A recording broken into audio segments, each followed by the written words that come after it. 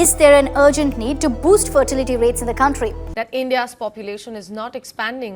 हिंदुओं की जनसंख्या गिर रही है। जहाँ बच्चा पैदा होने की संभावना, माँ बाप को फांसी दे दें। लेकिन सर, नमस्कार सभी को। जी हाँ, वो दिन दूर नहीं जब सरकार कानून बनाएगी 3 बच्चों के लिए और 4 बच्चों के लिए। ठीक वैसे ही जैसे चाइना में बना है, ठीक वैसे ही जैसे जापान कोशिश कर रहा है, ठीक वैसे ही जैसे साउथ कोरिया कोशिश कर रहा है। आप सबको मेजॉरिटी ऑफ मीडिया दिखाती है कुछ इस प्रकार की खबरें। India became the world's most populous country. India's population has just hit a major milestone. India has the largest population in the world with India's population, interestingly, will touch 1.6 billion in the year 2025, which is the highest anywhere in the world. लेकिन ये अधूरा सच है।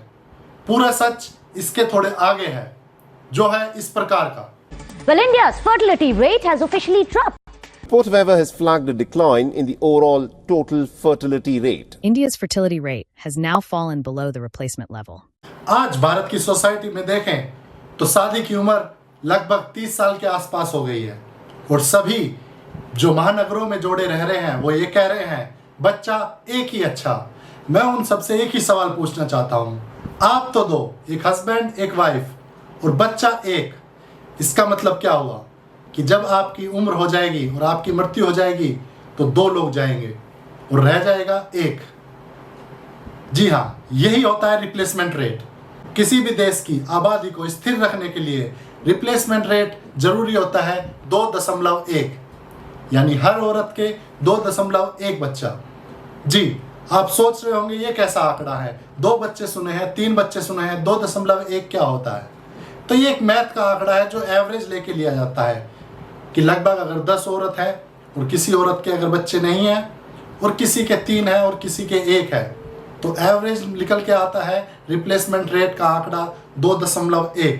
जी हाँ, 1960 और 1970 का दशक देखें तो बात समझ आती है, हम 2 हमारे 2। लेकिन हमारी सरकारें इतनी स्लो है, हमारे लोग इतने समझदार हैं कि जो बात 1960 और 70 में लागू होनी थी वो आके लागू कर रहे हैं 2025 में। देश की सरकारें अपनी कमियां छुपाने के लिए मीडिया के थ्रू बातें फैला देती हैं कि पॉपुलेशन ज़्यादा है, कैसे कंट्रोल करें। अरे कहाँ पॉपुलेशन ज़्यादा है?